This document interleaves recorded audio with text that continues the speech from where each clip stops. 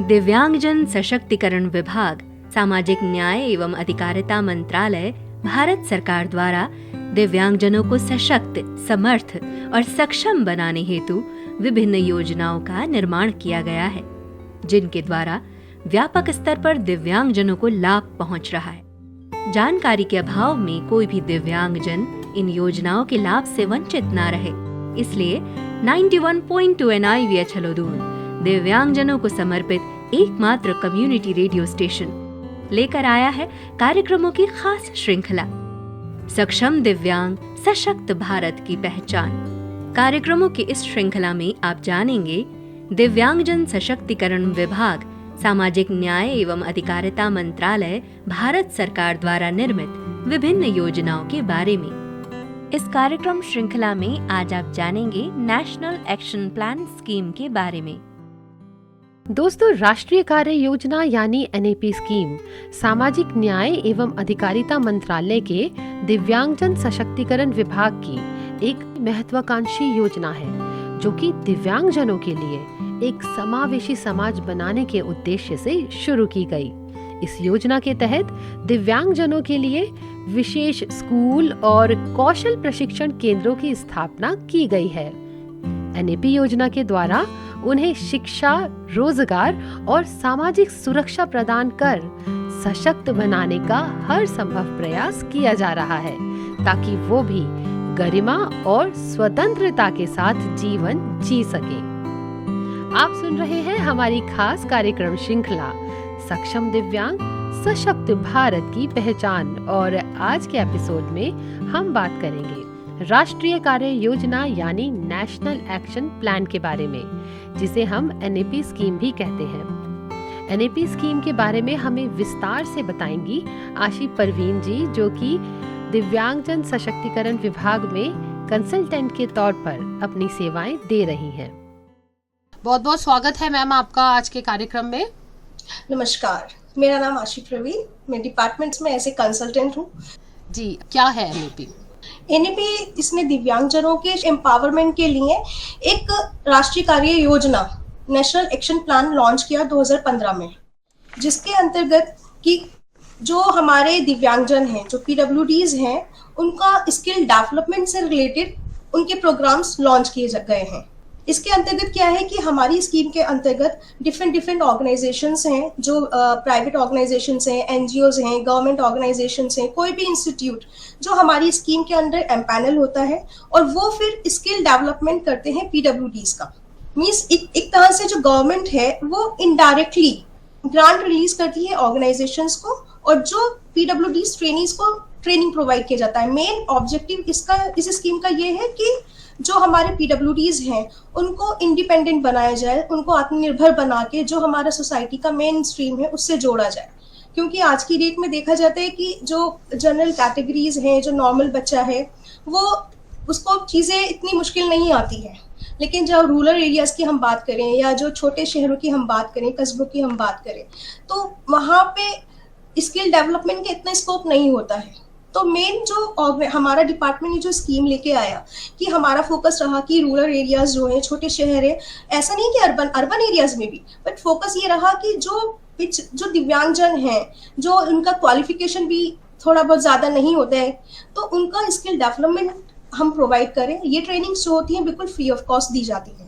Means जो trainees हैं, जो PWDs होते हैं, उनको कुछ भी नहीं देना होता है, बिल्कुल फ्री ऑफ कॉस्ट निःशुल्क ट्रेनिंग दिया जाता है, क्योंकि ये गवर्नमेंट ग्रांट देता है NGOs को, गवर्नमेंट ऑर्गेनाइजेशंस को, जो हमारे डिपार्टमेंट के साथ जुड़ती हैं ट्रेनिंग्स के लिए। जैसा आपने बताया कि NGOs को और भी जो ऑर्गेनाइजेशन PWDs के लिए काम करनी है, उन्हें ये फंड दिया जाता है। तो मैम, हम ये जानना चाहेंगे कि क्या इन ऑर्गेनाइजेशन की क्या कुछ मापदंड होते हैं कि उनकी भी कुछ एलिजिबिलिटी होती होगी इसको लेकर, वो क्या है मैम? इसमें क्या है, जितने भी ऑर्गेनाइजेशंस हैं उनको कम से कम मिनिमम 3 साल का स्किल ट्रेनिंग का एक्सपीरियंस होना चाहिए, कम से कम 3 साल का, और वो एक रजिस्टर्ड ऑर्गेनाइजेशन होना चाहिए, minimum 3 years old registered organisation होना चाहिए। और इसके अलावा वो सोसाइटी, कोई भी सोसाइटी हो सकती है, सोसाइटी के अंडर रजिस्टर्ड हो सकती है, ट्रस्ट के अंडर रजिस्टर्ड हो सकती है, कोई भी ITI हो, कोई भी गवर्नमेंट ऑर्गेनाइजेशन हो, वो हमारे साथ जुड़ सकती है। इसके अलावा हमारा जो एम्पैनलमेंट का क्राइटेरिया है, हमारे डिफरेंट हमने 11 कंपोनेंट डिसाइड कर रखे हैं, जिसके बेसिस पे हम इवैल्यूएट करते हैं किसी भी ऑर्गेनाइजेशन को अपने साथ एम्पैनल करने के लिए। उनका फाइनेंशियल टर्नओवर देखा जाता है, उनका एक्सपीरियंस देखा जाता है स्किल ट्रेनिंग में, उनका प्लेसमेंट का क्या रहा है, पिछले जो भी उन्होंने ट्रेनिंग्स प्रोवाइड करी हैं उनका एक्सपीरियंस प्लेसमेंट में कैसा रहा है, वो सारी चीज़ें इवैल्यूएट की जाती हैं। उसके बेसिस पे फिर हमारा एक सिलेक्शन कमेटी का मीटिंग होता है। उसके फिर वो हम प्रपोजल्स उसमें रखे जाते हैं कि ये ऑर्गेनाइजेशंस हैं जो इस स्कीम में जुड़ना चाहती है, उनके इतने मार्क्स हैं, उसके बेसिस पे उनको फिर सिलेक्शन कमेटी रिकमेंड करती है एम्पैनल होने के लिए।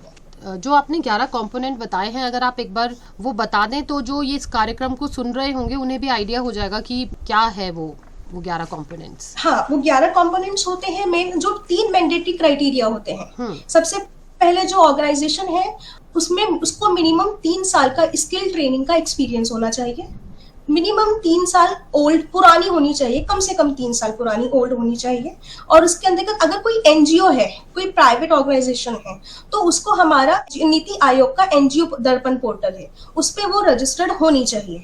ये 3 मैंडेटरी क्राइटेरिया होते हैं। इसके अलावा उनका लास्ट 3 ईयर्स का टर्नओवर देखा जाता है कि उनका लास्ट 3 ईयर्स का कितना टर्नओवर है।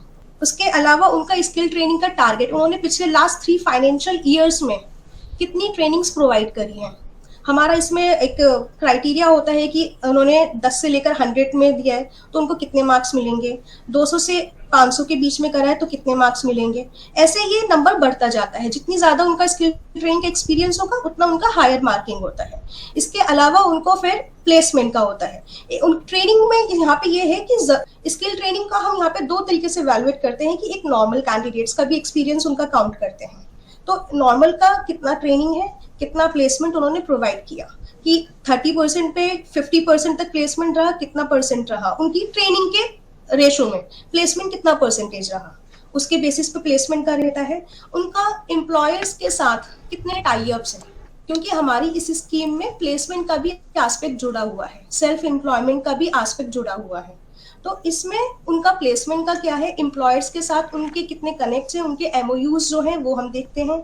साथ ही साथ उनका इंफ्रास्ट्रक्चर की डिटेल्स हम लेते हैं कि उनका रेंट एग्रीमेंट जो भी है, डिटेल्स इंफ्रास्ट्रक्चर की प्रॉपर डिटेल्स लेते हैं। उनके पास कितना मैन पावर है, कितने ट्रेनर्स हैं उनके पास, ये ट्रेनर्स का रहता है। और इसके अलावा उन्होंने कोई जॉब फेयर्स किए हैं प्रीवियस में, जो उन्होंने आउटरीच एक्टिविटीज करी होंगी, कोई सेमिनार्स करा होगा, अवेयरनेस हमें देखना होता है कि ऑर्गेनाइजेशन अपना एक्सपीरियंस दे रही है, लेकिन उसे एक्चुअल में एक्सपीरियंस है इस तरीके के प्रोग्राम्स कंडक्ट करने का कि वो अवेयरनेस कैसे क्रिएट करेगी लोगों के बीच जाकर।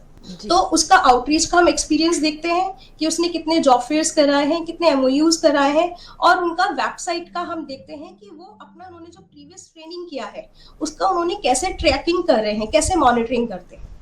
ये एस्पेक्ट्स रहते हैं हमारा। इसका पूरा डिटेल्स, इसका परफॉर्मा, कोई भी ऑर्गेनाइजेशन अगर जुड़ना चाहती है इस स्कीम के तहत, तो हमारा जो वेबसाइट है www.disabilityaffairs.gov.in, सारी इंफॉर्मेशन हमारी स्कीम की गाइडलाइन, हमारा जो ये एक्सप्रेशन ऑफ इंटरेस्ट जो ऑर्गेनाइजेशन को देना होता है, वो परफॉर्मा, उसके अगेंस्ट कितने मार्क्स मिलते हैं, वो जो मार्क्स मैट्रिक्स है वो भी हमारा वेबसाइट पे अवेलेबल है।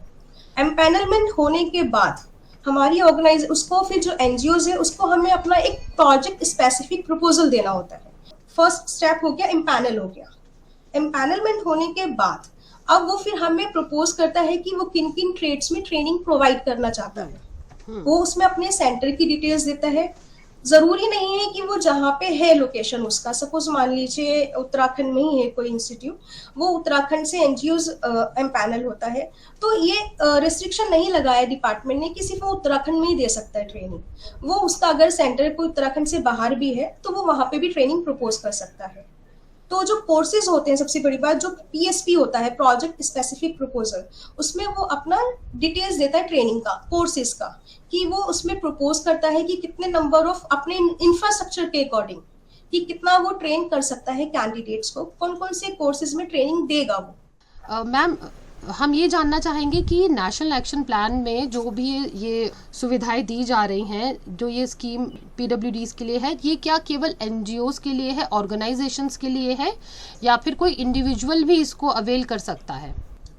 इस स्कीम के अंतर्गत जो भी है, कोई भी ऑर्गेनाइजेशन मतलब ये है कि कोई भी अगर कोई कॉलेज भी है, कोई आईटीआई कॉलेज भी है, और इसके अलावा जो हमारे डिपार्टमेंट के नेशनल इंस्टीट्यूट्स हैं, सीआरसीज हैं, और जैसे मिनिस्ट्री ऑफ लेबर एम्प्लॉयमेंट के वोकेशनल रिहेबिलिटेशन सेंटर्स जो होते हैं, एनसीएससीडीए, और इसके अलावा जो सोसाइटीज हैं, ट्रस्ट हैं, नेशनल ट्रस्ट हो गई, वो भी इसके अंतर्गत आती हैं और वो रजिस्टर्ड एम्पैनल हो सकती हैं डिपार्टमेंट के साथ।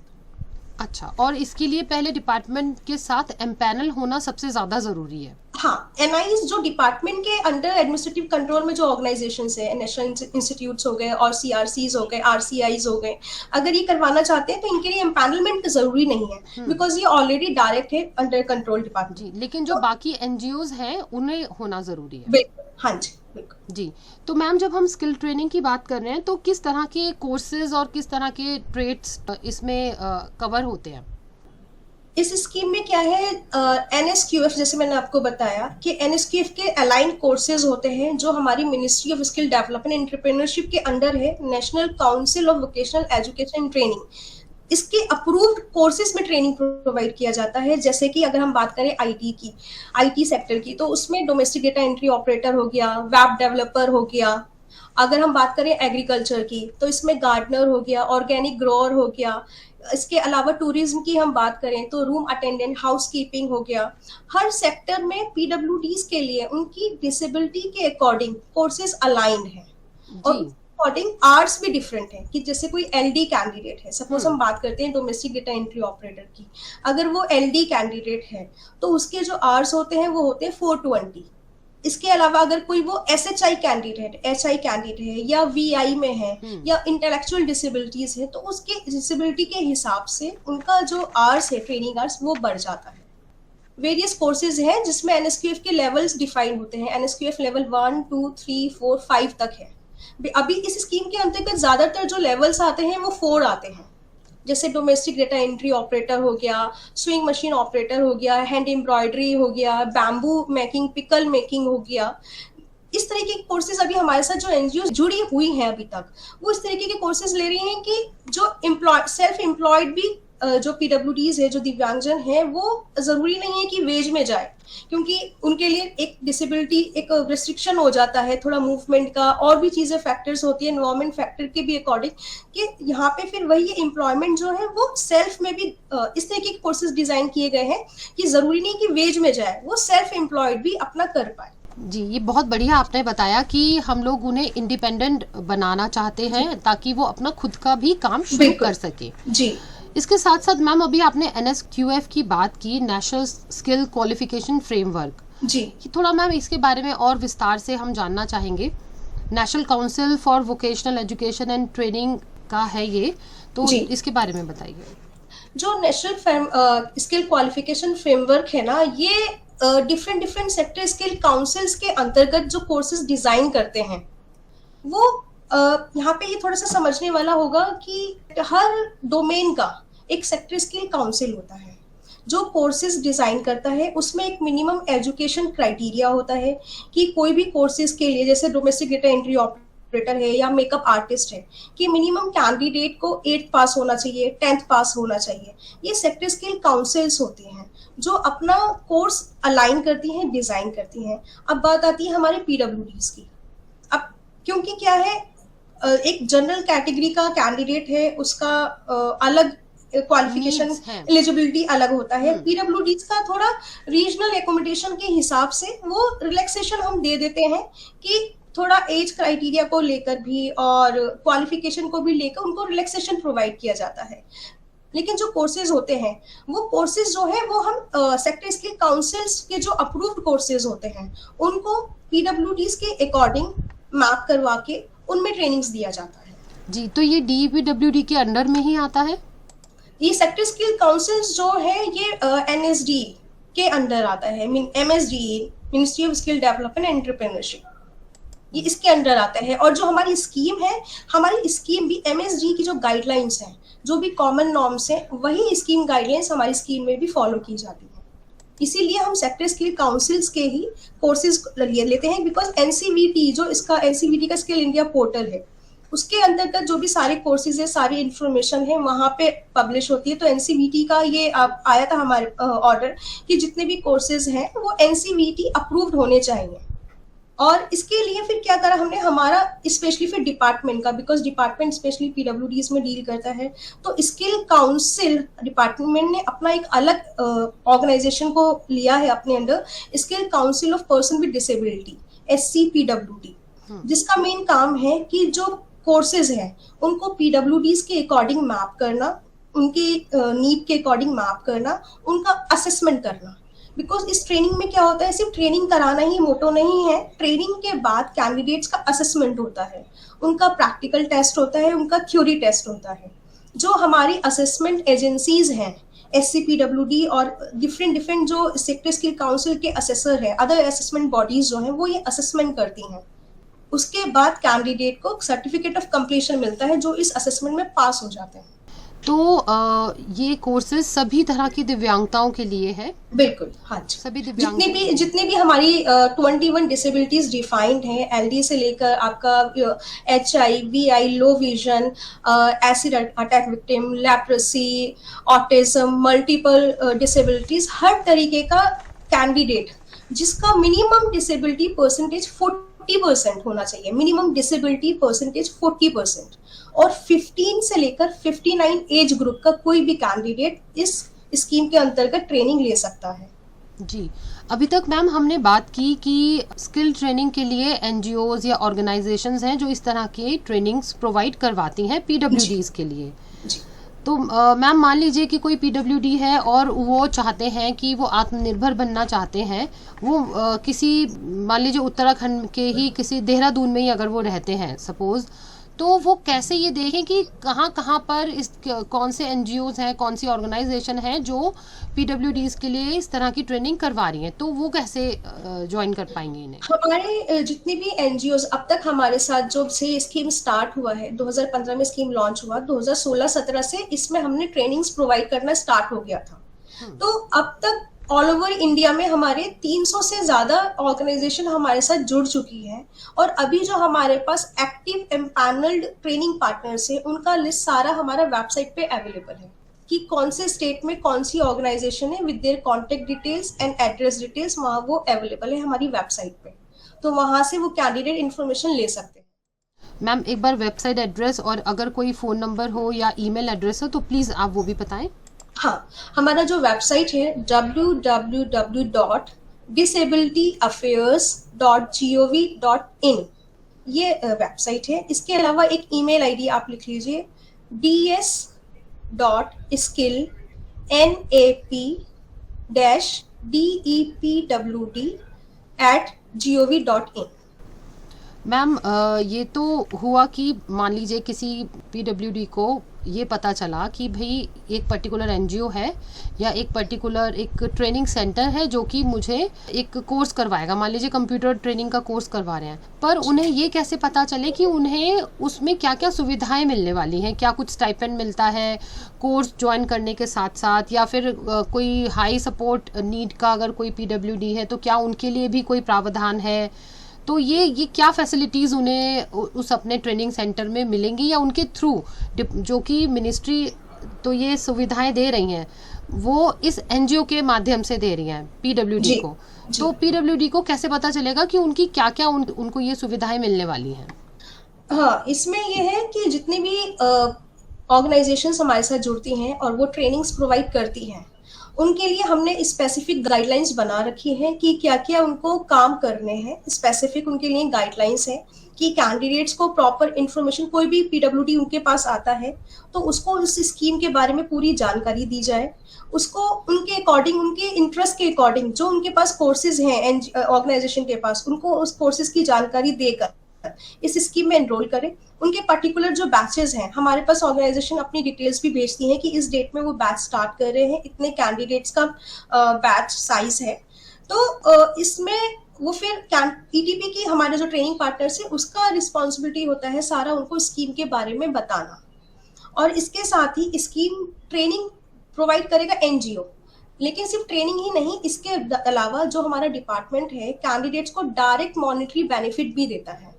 जो PWD है उसको डायरेक्ट ट्रेनिंग के दौरान, जब कैंडिडेट कोई भी ट्रेनिंग अपना शुरू करता है, 3 दिन से लेकर 7 दिन की ट्रेनिंग के अंदर जैसे ही हमारे पास ऑर्गेनाइजेशन इन्फॉर्मेशन भेज देता है कि इतने कैंडिडेट्स उनके इस बैच में हैं, ट्रेनिंग कर रहे हैं, बायोमेट्रिक उसमें अटेंडेंस मैंडेटरी होता है कैंडिडेट का, तो हमारे पास इन्फॉर्मेशन आ जाती है हर कैंडिडेट की बैंक डिटेल्स के साथ, उनकी बायोमेट्रिक अटेंडेंस के साथ। तो फिर हमारा डिपार्टमेंट डायरेक्टली 5,000 रुपए पर्सनल असिस्टिव एड के परचेज के लिए कैंडिडेट्स के डायरेक्ट बैंक अकाउंट में ट्रांसफर करता है। जी, वो कैंडिडेट अपना कोई भी पर्सनल असिस्टिव उसको परचेज करना है, वो ऑब्लिगेशन नहीं है, वो किस लिए इस्तेमाल करते हैं, वो हम एक कैंडिडेट को देते हैं कि उसको आने जाने में कोई सुविधा चाहिए, कोई उसको अपना हियरिंग एड लेना है या कुछ भी अपना व्हील चेयर से रिलेटेड कुछ चीज लेनी है, कुछ भी, वो उसका एक पर्सनल असिस्टिव एड अमाउंट होता है जो डीबीटी के माध्यम से डिपार्टमेंट करता है डायरेक्ट PWD के बैंक खाते में। ये जानकारी की देने की जिम्मेदारी उस एनजीओ की या उस ट्रेनिंग इंस्टीट्यूट की होती है जो कि उन्हें ये कोर्स ट्रेनिंग प्रोवाइड कर रहे हैं। जी बिल्कुल, वो उनको बताएंगे, क्योंकि यहाँ पे क्या है कि ट्रेनिंग जो है डायरेक्ट डिपार्टमेंट नहीं दे रहा है, यहाँ पे एनजीओ बीच में एक लेवल है जो ट्रेनिंग डिपार्टमेंट ट्रेनिंग ऑर्गेनाइजेशंस के माध्यम से, ट्रेनिंग पार्टनर्स के माध्यम से प्रोवाइड कर रहा है। तो ये यहाँ पे ऑर्गेनाइजेशन की रिस्पॉन्सिबिलिटी होता है कि कैंडिडेट्स को प्रॉपर इन्फॉर्मेशन दी जाए और वो उनको इन्फॉर्मेशन देते हैं। हमारे पास जब उनकी इन्फॉर्मेशन आ जाती है, यहाँ पे भी रिस्पॉन्सिबिलिटी ऑर्गेनाइजेशन की होती है कि वो कैंडिडेट्स की प्रॉपर बैंक डिटेल्स के साथ हमें इन्फॉर्मेशन दे, फिर वो हम अपना डीबीटी के माध्यम से उनके बैंक अकाउंट में 5,000 रुपए ट्रेनिंग स्टार्ट होने पर उनको दिए जाते हैं। तो ये सभी ट्रेनिंग के लिए, सभी ट्रेनीज के लिए क्या ये एक स्टैंडर्ड अमाउंट है जो कि दिया जाता है शुरुआत में, या सबके लिए अलग अलग है? नहीं, सबके लिए सेम अमाउंट 5,000 रुपीज सेम सबके लिए। हर जो भी कैंडिडेट ट्रेनिंग कर रहा है, जिसने एनरोल कराया और हमारे पास उसकी 3 दिन की अटेंडेंस के साथ बैंक डिटेल्स आ गई हैं, वहाँ वो डिपार्टमेंट यहाँ से प्रोसेस कर देता है। इसके यहाँ पे एक चीज और खास बात ये है कि हमें रिक्वायरमेंट होता है कैंडिडेट का disability certificate and UDID card, जो यूडीआईडी कार्ड डिसेबिलिटी कार्ड जो होता है जी, उसमें हमें थोड़ा वेरिफिकेशन करना पड़ता है कि जो कैंडिडेट है वाकई वो स्कीम के एलिजिबिलिटी क्राइटेरिया के अंडर फॉल करता है या नहीं। तो हमें यूडीआईडी कार्ड चाहिए होती है। अगर कैंडिडेट का यूडीआईडी कार्ड नहीं है तो डिसेबिलिटी सर्टिफिकेट के साथ यूडीआईडी एनरोलमेंट नंबर हमें प्रोवाइड करते। ये भी रिस्पॉन्सिबिलिटी ऑर्गेनाइजेशन की होती है कि वो फैसिलिटेट करे अगर पीडब्ल्यूडीज के पास यूडीआईडी नहीं है, तो ये ऑर्गेनाइजेशन की रिस्पॉन्सिबिलिटी है कि वो उनका यूडीआईडी बनवाने में हेल्प करे और उनका एनरोलमेंट के साथ उनका डिसेबिलिटी सर्टिफिकेट हमें भेजे। जी मैम, तो आपके पास क्या मैकेनिज्म होता है ये जानने का कि जो एनजीओ है वो अपना पूरा काम कर रहा है, कि कोई स्टूडेंट बीच में से तो छोड़कर नहीं जा रहा है, तो इसका ट्रैकिंग का कैसे रहता है मैम? यहाँ पे हमारे जो है हमारा एक प्रोजेक्ट मॉनिटरिंग यूनिट बैठा हुआ है डिपार्टमेंट में। जब भी ट्रेनिंग कोई स्टार्ट होती है, प्रॉपर मॉनिटरिंग होती है, वीडियो कॉल्स होती है और सरप्राइज इंस्पेक्शन होते हैं ट्रेनिंग्स के। यहाँ पे सरप्राइज इंस्पेक्शन जो भी हमारी जो एक सेंट्रल प्रोजेक्ट मॉनिटरिंग यूनिट हमने रखी हुई है, जो सरप्राइज जहाँ भी हमारे पास जैसे इन्फॉर्मेशन आता है कि ये ऑर्गेनाइजेशन ने ट्रेनिंग स्टार्ट किया है, 3 दिन का अटेंडेंस हमारे पास आ जाता है, तो यहाँ से हम एक सरप्राइज इंस्पेक्शन के लिए हर सेंटर पे भेजते हैं। एक सरप्राइज, ताकि पता चल जाए कि एक्चुअल में जो हमारे पास इन्फॉर्मेशन आई है और कि कितने कैंडिडेट्स हैं, क्या वो किस तरीके का ट्रेनिंग प्रोवाइड कर रहे हैं, अदर इन्फॉर्मेशन चेक करने के लिए सरप्राइज इंस्पेक्शन हम कंडक्ट करते हैं। इसके साथ ही साथ टाइम टू टाइम हम वीडियो कॉल्स करके मॉनिटरिंग कॉल्स करते हैं एंड रैंडम जब हम पैसा ट्रांसफर कर देते हैं पीडब्ल्यूडीज को, और हम रैंडमली पीडब्ल्यूडीज को भी कॉल करके वेरीफाई करते हैं कि आप ट्रेनिंग इस ऑर्गेनाइजेशन से ट्रेनिंग कर रहे हैं, ये अमाउंट आपको ट्रांसफर किया गया है, आपको रिसीव हुआ है या नहीं। मतलब पूरा मैकेनिज्म है एनजीओज के लिए कि वो सुचारू रूप से ये काम हो रहा है या नहीं हो रहा है। जी बिल्कुल, क्योंकि इसमें एक चीज और है कि जो एनजीओज का ग्रांट है वो भी इसी चीज पे डिपेंड करता है कि ट्रेनिंग कितना सक्सेसफुली कंडक्ट कर रहे हैं। निश्चित रूप से जी। जो मैम, ये ट्रेनिंग पार्टनर्स को इस बारे में जागरूकता कैसे हो कि इस तरह के प्रोग्राम्स चलाए जा रहे हैं? जो ट्रेनिंग प्रोवाइडर्स हैं इनको बताने के लिए हमारा डिपार्टमेंट अपना खुद का एक पब्लिसिटी करते हैं। हम टाइम टू टाइम एडवर्टीजमेंट निकालते हैं। हमारा इंफॉर्मेशन न्यूज़पेपर्स में आता है, लोकल न्यूज़पेपर्स में, रीजनल न्यूज़पेपर्स में। इसके अलावा सोशल मीडिया भी हमारा एक सोशल मीडिया टीम भी बना हुआ है जो ट्विटर, फेसबुक, सोशल मीडिया के माध्यम से हर अपनी डिपार्टमेंट की हर स्कीम का पब्लिसिटी करता है। अगर कोई ट्रेनिंग पार्टनर आपके साथ जुड़ना चाहते हैं और इस तरह की स्कीम लेकर आगे ट्रेनिंग प्रोवाइड करवाना चाहते हैं, तो उसका प्रोसीजर क्या है, प्रोसेस क्या है उसका? क्या कोई डेडलाइन है इसको लेकर? नहीं, कोई डेडलाइन नहीं है। कोई भी ट्रेनिंग पार्टनर हमारे साथ जो जुड़ता है तो उसकी एम्पैनलमेंट की जो वैलिडिटी होती है वो 3 इयर्स की होती है। हमारा जो भी मीटिंग होता है, सिलेक्शन कमेटी का एक मीटिंग होता है जिसमें जिस डेट को वो एम्पैनल होते हैं उस डेट से 3 इयर्स तक का उनका वैलिडिटी होता है कि इस 3 इयर्स के दौरान वो कभी भी कोई सा भी ट्रेनिंग कंडक्ट कर सकते हैं अपने प्रपोजल अप्रूवल के बाद। इसके अलावा जो भी ट्रेनिंग वो प्रपोज करते हैं, जो उनका ट्रेनिंग प्रपोजल जो हमारे पास आता है वो भी सिलेक्शन कमेटी अप्रूव करती है। उसके बाद उनको हम ऑफर देते हैं, ऑफर लेटर उनको दिया जाता है, उनको टारगेट असाइन किया जाता है। जो भी उन्होंने सेंटर्स की अपने डिटेल्स दी हैं और जो भी उनका इंफ्रास्ट्रक्चर है, जो मेन पावर है, उसके बेसिस पे उनको टारगेट डिपार्टमेंट असाइन करता है एनुअल बेसिस पे। कि सपोज मान लीजिए कोई ऑर्गेनाइजेशन है, उसका एक ही सेंटर है अगर, तो उसका एनुअल कैपेसिटी अगर 100 है, 200 है, किसी एक कोर्स में लेना चाहता है या मल्टीपल डिसेबिलिटीज में, तो उसको उसके इंफ्रास्ट्रक्चर के अकॉर्डिंग, उसके मेन पावर के अकॉर्डिंग हम देखते हैं कि उसको कितना टारगेट असाइन किया जाए।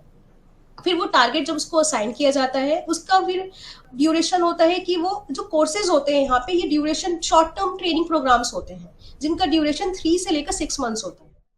तो जो टारगेट होता है उसके पास 3 इयर्स का वैलिडिटी होता है। वैसे तो उसका जल्द से जल्द खत्म करना होता है कि वो जितना जल्दी अपना टारगेट कर लेगा कंप्लीट तो वो नए टारगेट के लिए फिर से अप्लाई कर सकता है। तो जैसे यहाँ पे क्या होता है कि जैसे सपोज मान लीजिए कोई भी ऑर्गेनाइजेशन हमारे साथ जुड़ी, ट्रेनिंग पार्टनर्स वो हमारा बन गया है, उसने अपना प्रपोजल दिया, उसको हमने टारगेट असाइन कर दिया और वो अपनी ट्रेनिंग, हमने उसको 100 का टारगेट दिया, लेकिन उसने अभी ट्रेनिंग 30 बच्चों की स्टार्ट करी। तो 30 बच्चों की जब वो अपनी ट्रेनिंग स्टार्ट करता है तो उसके बाद वो हमें अपना कैंडिडेट्स की बायोमेट्रिक अटेंडेंस के साथ जो उसने ट्रेनिंग शुरू करी है सारे डॉक्यूमेंटेशन के साथ हमें इंफॉर्मेशन सबमिट करता है। उसके बाद जो ट्रेनिंग पार्टनर है, हम उसका प्रोजेक्ट है जो उसने ट्रेनिंग शुरू किया है 30 बच्चों का, उसका जो ट्रेनिंग कॉस्ट है उसका 30% हम ऑर्गेनाइजेशन को, ट्रेनिंग पार्टनर को रिलीज करते हैं। उसमें उसको 30% उसका जो ट्रेनिंग कॉस्ट होता है और इसके साथ ही जो job outreach activity organisation training partner की रिस्पॉन्सिबिलिटी होता है कि वो अवेयरनेस क्रिएट करे कैंडिडेट्स में, जो उनको मोबिलाइजेशन का एक कॉस्ट होता है वो उसका भी 30%। जो फर्स्ट इंस्टॉलमेंट होता है किसी भी ट्रेनिंग पार्टनर का वो 30% होता है। जो उसने ट्रेनिंग शुरू की है उसका 30% उस कॉस्ट का, उसकी ट्रेनिंग कॉस्ट का 30% एज ए फर्स्ट इंस्टॉलमेंट उसको दिया जाता है। इसके बाद जब ट्रेनिंग कंप्लीट हो जाता है, कैंडिडेट्स का असेसमेंट हो जाता है, तो उस असेसमेंट में जितने भी कैंडिडेट पास हुए हैं तो जो सेकंड इंस्टॉलमेंट होता है 40% होता है। टोटल कॉस्ट का 40% पास कैंडिडेट का ऑर्गेनाइजेशन को दिया जाता है। सपोज मान लीजिए उसको फर्स्ट इंस्टॉलमेंट 30% 30 कैंडिडेट का दिया गया, लेकिन जो कैंडिडेट जब असेसमेंट हुआ उसमें से सिर्फ 25 ही पास हुए, 25 कैंडिडेट पास हुए, तो जो उसका फिर सेकंड इंस्टॉलमेंट बनेगा वो 25 कैंडिडेट का बनेगा सेकंड इंस्टॉलमेंट। यानी कि अगर जो बच्चे ड्रॉप आउट हो गए हैं या जो फेल हो गए हैं उसका पैसा ऑर्गेनाइजेशन को नहीं दिया जाता है, वो सिर्फ पास कैंडिडेट का दिया जाएगा। लेकिन कैंडिडेट्स को पर्सनल असिस्टेंस जो अमाउंट है वो उनको दिया जाएगा, चाहे वो फेल हो गए हो या उन्होंने किसी वजह से पेपर में नहीं बैठ पाए, एब्सेंट है, लेकिन उन्होंने ट्रेनिंग पूरा किया है, कैंडिडेट को उसका बेनिफिट पूरा दिया जाएगा जी। और इसके अलावा जो कैंडिडेट पास हो गए हैं उनका आने जाने का कॉस्ट जो होता है, जो कैंडिडेट ने खर्चा किया होगा अपना आने जाने का, एज ए कन्वेंस कॉस्ट 1000 से लेकर 1500 रुपए तक। अगर कोई ट्रेनिंग जो PWD है उसका घर और जो ट्रेनिंग सेंटर है विद इन डिस्ट्रिक्ट है तो 1000 रुपए पर मंथ के हिसाब से, अगर सेंटर आउटसाइड डिस्ट्रिक्ट है तो 1500 रुपए पर मंथ के हिसाब से कैंडिडेट को direct department as a conveyance cost transfer करता है।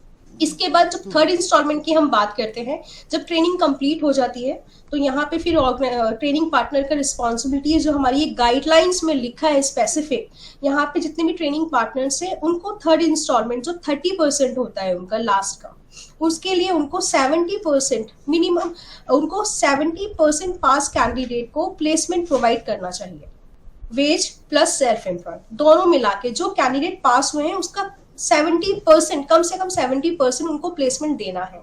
अब वो उनको सेल्फ एम्प्लॉयमेंट में उनको मदद करें, वो तभी उनको 30% जो उनका थर्ड इंस्टॉलमेंट है, जब उनके हमारे पास इंफॉर्मेशन आ जाती है कैंडिडेट्स की कि ये सो एंड सो कंपनी में प्लेस्ड हैं, उनके अपॉइंटमेंट लेटर्स, उनका सैलरी स्लिप्स, देन उसके बाद हम ईटीपी जो हमारे ट्रेनिंग पार्टनर्स हैं उनका थर्ड इंस्टॉलमेंट रिलीज करते हैं। और इसके अलावा जो कैंडिडेट्स पास होकर प्लेसमेंट में किसी कंपनी में प्लेस हुए हैं, उनको भी डिपार्टमेंट डायरेक्ट फिर से बेनिफिट देता है कि अगर वो किसी कंपनी में जॉब कर रहे हैं तो 3,000 रुपए पर मंथ 2 महीने से लेकर 6 महीने तक department as a post placement support candidate को डायरेक्ट देता है कि उनके जैसे कोई एक तो पीडब्ल्यूडीज थोड़ा इशू रहता ही है, तो उनको प्लेसमेंट अगर वो जॉब करना चाहते हैं, उनको जॉब में सस्टेन करने के लिए ऐसे उनको एनकरेजमेंट भी मिलेगा कि हाँ मुझे जॉब करना चाहिए, एक्सपीरियंस अगर वो कर सकते हैं तो किसी भी कंपनी में वो प्लेस हुए हैं तो क्या अगर वो विद इन डिस्ट्रिक्ट उनका प्लेसमेंट हुआ है तो 2 महीने तक उनको 3,000 रुपए पर मंथ दिया जाता है। अगर उनका प्लेसमेंट आउटसाइड डिस्ट्रिक्ट है तो 3 महीने तक दिया जाएगा, और अगर आउटसाइड स्टेट हुआ है कोई कैंडिडेट प्लेस तो 6 महीने तक 3,000 रुपए पर मंथ कैंडिडेट को डायरेक्ट बेनिफिट ट्रांसफर दिया जाएगा उनके बैंक अकाउंट। जी, ये तो बहुत बढ़िया स्कीम है मैम कि शुरुआत से लेके बिल्कुल जब तक वो जॉब मिलती है उन्हें, तब तक उन्हें इस तरह के जो है सपोर्ट डिपार्टमेंट से रहता है। मैम एक प्रश्न और ये है कि मान लीजिए कि कोई ट्रेनिंग पार्टनर कोई छोटे लेवल पे काम कर रहा है, कोई बड़े लेवल पे काम कर रहा है, किसी की कैपेसिटी ज़्यादा है ज़्यादा कोर्स करवाने की, तो मैम क्या उन्हें किस तरीके से फिर क्या उन्हें हर एक कोर्स के अकॉर्डिंग उनको फंड दिया जाता है, या किस तरीके से क्या क्या क्राइटेरिया होता है?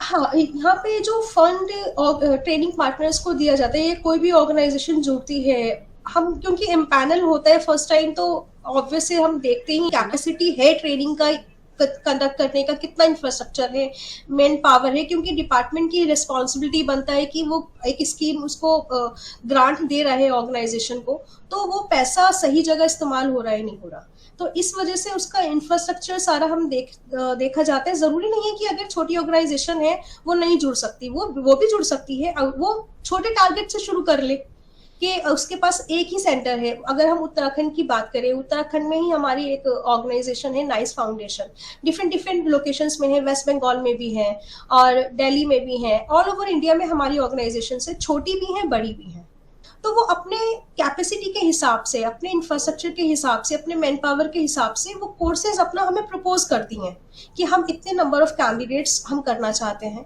तो यहाँ पे भी हम जो टारगेट देते हैं ऑर्गेनाइजेशंस को, जो उन्होंने हमें प्रपोज किया तो उसका भी इवैल्यूएशन होता है, उसके बाद उनका जो सेंटर होता है, जो वो सेंटर पे करवाना चाहते हैं उसका वैलिडेशन हम करते हैं। हमें देखना पड़ता है कि उसका जो जैसे एलडी के लिए एक्सेसिबिलिटी है, अगर हियरिंग इम्पेयर्ड है तो साइन लैंग्वेज का प्रॉपर इंफॉर्मेशन है, वहाँ पे साइन लैंग्वेज इंटरप्रेटर का अवेलेबिलिटी है या नहीं है, तो वो सारी चीजें ध्यान में रखते हुए फिर हम टारगेट देते हैं। जी, ये बात थोड़ा मैं समझना चाह रही हूँ कि मान लीजिए कि अगर मैं कोई कोर्स शुरू करवाती हूँ, वहाँ पर मेरे पास 15-20 बच्चे हैं और एक कोर्स के साथ मैं शुरुआत कर रही हूँ, तो जो फंडिंग है वो उसका क्या मॉडल होता है? क्या पर स्टूडेंट के हिसाब से होता है या पर कोर्स के हिसाब से होता है? किस तरीके से फंडिंग का क्राइटेरिया होता है? हाँ, फंडिंग का यहाँ पे पर कैंडिडेट के हिसाब से होता है, पर कैंडिडेट पर आवर के हिसाब से। जो हमारी जितनी भी फंडिंग है, जो हमारी MSDE की गाइडलाइंस है, कॉमन नॉर्म्स हैं, उसके हिसाब से फंडिंग होता है। स्कीम, किसी भी स्कीम का जो फंडिंग है वो MSDE की गाइडलाइंस के अंतर्गत आता है। वो क्या तो है मैम? हाँ, उसमें ये है कि वो लेवल्स डिफाइंड होते हैं, कैटेगरीज डिफाइंड होती हैं। वो होता है अगर कोई कोर्सेज सेकेंड लेवल का है या थर्ड लेवल का है तो उसमें पर आवर के हिसाब से पर कैंडिडेट, कोई कोर्स जैसे डोमेस्टिक डेटा एंट्री ऑपरेटर है वो 420 घंटे का कोर्स है, तो उसका जो कॉस्ट है वो 42 रुपए है। तो जो ट्रेनिंग पार्टनर को जो दिया जाएगा 42 रुपए के हिसाब से इनटू जो उसके ट्रेनिंग के घंटे हैं 420 इंटू उसने जितने उसके कैंडिडेट हैं। मिनिमम कैंडिडेट का भी होगा कि कम से कम एक बैच का जो होता है मिनिमम 10 कैंडिडेट्स का एक बैच होता है, मैक्सिमम 30। ये मिनिमम और मैक्सिमम बैच साइज होते हैं जी। 10 to 30, 10 से नीचे नहीं बैच हो सकता और 30 से ऊपर भी नहीं हो सकता। ये हमारी सेंटर गाइडलाइंस के अंतर्गत है कि कोई भी बैच मिनिमम 10 का होना चाहिए, बिकॉज जो उसके बाद असेसमेंट होता है कैंडिडेट्स का उसमें भी सारा चीजें देखी जाती हैं, कॉस्ट भी आती है, तो इस वजह से 10 to 30 का बैच रहता है। 10 से लेकर 30 किसी भी फिर नंबर का वो बैच बना सकता है अपने कैंडिडेट्स के जितने उसके पास अवेलेबल है।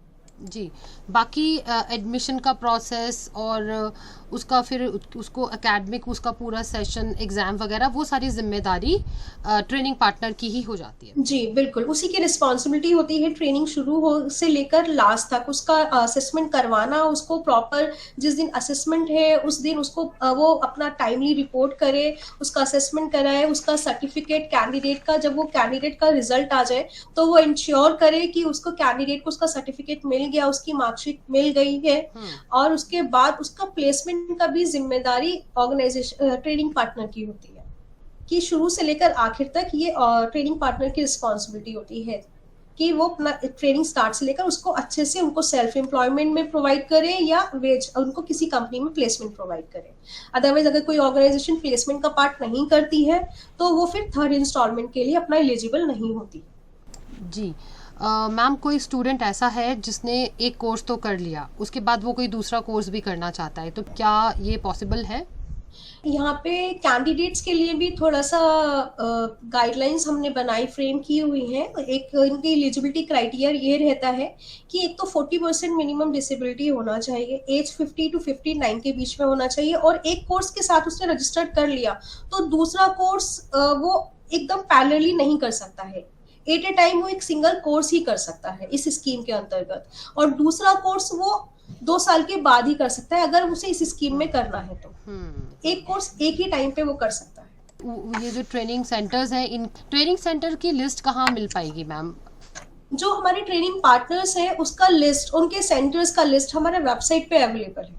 जी, तो यानी जो व्यक्ति जहाँ रह रहा हो या जहाँ से कोर्स करना चाह रहा हो उसके अकॉर्डिंग उस जगह की वो लिस्ट देखकर ये पता लगा सकता है कि वो कहाँ से कोर्स कर लेंगे। जी बिल्कुल। अगर इसके अलावा अगर किसी कैंडिडेट को कुछ पूछना है, अगर वो उसे चाहिए कि किसी ऑर्गेनाइजेशन की इंफॉर्मेशन चाहिए तो वो हमें जो ईमेल आईडी शेयर किया है उस पर हमसे पूछ सकते हैं, तो हम उनके साथ उस ऑर्गेनाइजेशन उस ट्रेनिंग पार्टनर की डिटेल शेयर कर देंगे कैंडिडेट्स के साथ। अगर इससे संबंधित कोई जानकारी हमारे किसी ट्रेनिंग प्रोवाइडर को या किसी कोई लेना चाहें तो वो कैसे संपर्क कर सकते हैं और कहाँ जाके ये जानकारी देख सकते हैं? किसी भी अगर ऑर्गेनाइजेशन को, ट्रेनिंग पार्टनर्स को या कोई भी कैंडिडेट है, अगर हमारी स्कीम की जानकारी चाहिए तो हमारे सारी इंफॉर्मेशन पब्लिक डोमेन पे है।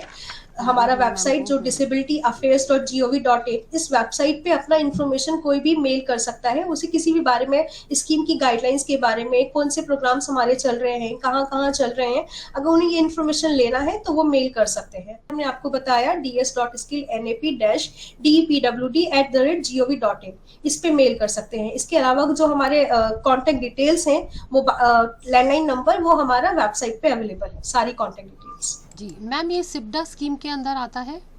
जी बिल्कुल, इसके बारे में भी थोड़ा सा ब्रीफ एक जानकारी। तो जो हमारा ये सिप्डा स्कीम है, इसको बोलते हैं scheme for implementation of person with disabilities act. तो जो सिप्डा स्कीम है इसके अंतर्गत आता है नेशनल एक्शन प्लान। इसके अंतर्गत फिर ये हम ट्रेनिंग पीडब्ल्यूडीज को दी जाती है उनके कौशल प्रशिक्षण के लिए, कि उनके स्किल डेवलपमेंट के लिए। इसके अंतर्गत ट्रेनिंग पार्टनर्स हैं वो एनएपी सिप्डा के अंतर्गत हमसे जुड़ते हैं। बहुत बहुत धन्यवाद मैम आपका हमारे साथ जुड़ने के लिए और इतने विस्तार से इस बारे में बताने के लिए। Thank you. Okay. I am from Kuljivakkam near Madipakam. Is my son Surender. From the school, he is studying in regular school and college. In 10th standard, he got 370 marks. Up to 12th, he studied in Government Higher Secondary School, Thandai Periyar Government Higher School, Kuljivakkam.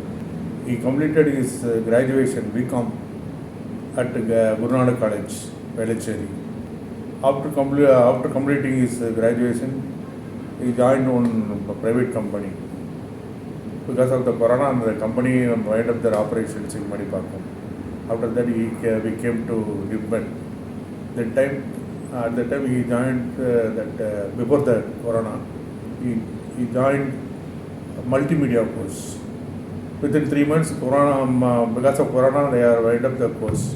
But even in Corona period, they are giving excellent support. From home, he is attending online classes every day from different locations, Bangalore, Chennai. Different professionals are taking classes regularly. He is attending the classes with wholeheartedly, with good intention. Before 10 minutes, he will sit in the room and taking the class from the professionals. So we have very comfortable support from different people. Also, he completed one multimedia course, 1 month course at Timber, because he have some problem in his knee. Heel. Some tightness in heels in left leg. Completely 3-4 months he regularly is going to the PT classes. From their excellent support, he got the remedy. Now he is attending the job coaching classes for past 6 to 7 months. Already he wrote GAIL exam, FCI, LIC. He is also completed in first phase Food Corporation of India exam. He is expecting the main exam result this month. So different people always, for everybody, they are giving excellent support to PWD people. So no doubt, thanks to different.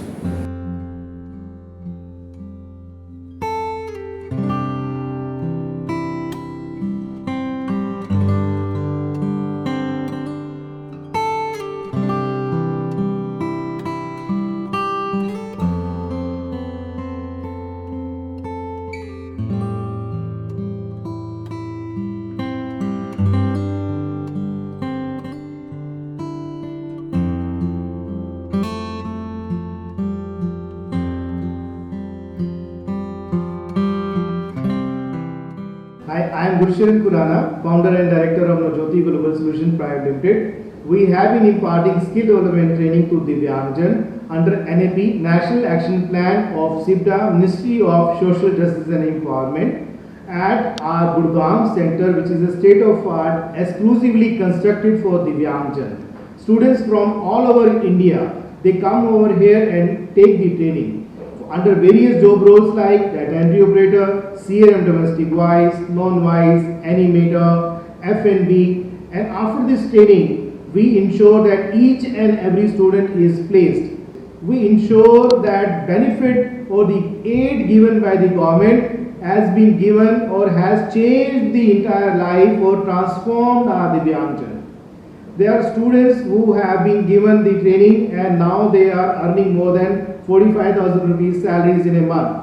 There are some more students like Ashutosh, Saurabh, Bittu have been placed with Subros, and there are other students like Bajrang, Bahadur, they've been placed with Flipkart. There are other students who were students some year back, now they are a trainer.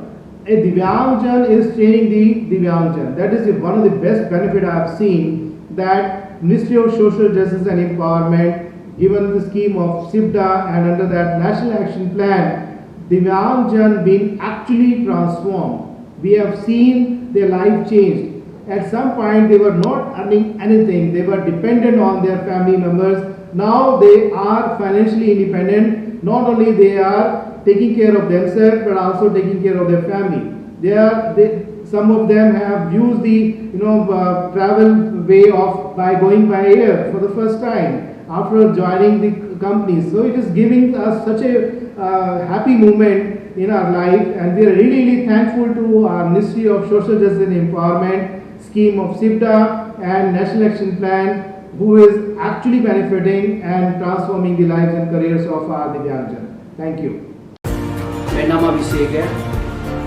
मैंने BCom commerce से graduation कर रखी है। मैं गाजियाबाद उत्तर प्रदेश का निवासी हूँ। मैं किसी भी अनजान व्यक्ति के सामने पहले नहीं तो ज़्यादा बोलता था और ना ही उससे बातें करता था। मैं तब से नवज्योति में आया हूँ, तब से मैंने इंग्लिश में बात करना सीख लिया है। DBWD सिब्दा एंड नवज्योति टीम का हार्दिक धन्यवाद देना चाहता हूँ। मेरा नाम रेखा है, मैं ग्रेजुएट हूँ, मैं गाजियाबाद से हूँ। मैंने नवज्योति में डोमेस्टिक डाटा एंट्री ऑपरेटर का कोर्स किया है। मेरा कोर्स अब कंप्लीट हो गया है। मैं घर पर खाली बैठी थी कि अचानक नवज्योति से मेरे पास कॉल आया कि यहाँ DBWD सिब्दा के अंडर फ्री ट्रेनिंग दी जा रही है। और मैं घर पर ये सोचती रहती थी कि मैं जो कर पाऊँगी कि नहीं, और अपने परिवार की हेल्प कर पाऊँगी कि नहीं। पर आज मैं कह सकती हूँ मेरे पास जो है मैं जॉब कर सकती हूँ। एंड फर्स्ट टाइम मैं आई थी, मैं कंप्यूटर की मुझे कुछ भी नॉलेज नहीं थी, पर अब कंप्यूटर पे काम करना मुझे बहुत अच्छा लगता है और मैं कॉन्फिडेंटली काम कर सकती हूँ।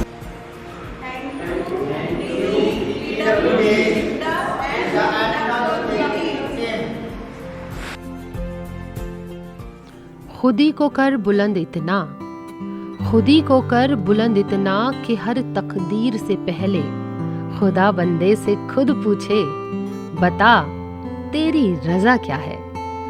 उम्मीद करते हैं कि आप अपने हुनर को हर दिन तराशते, निखारते और ट्रेन करते रहेंगे।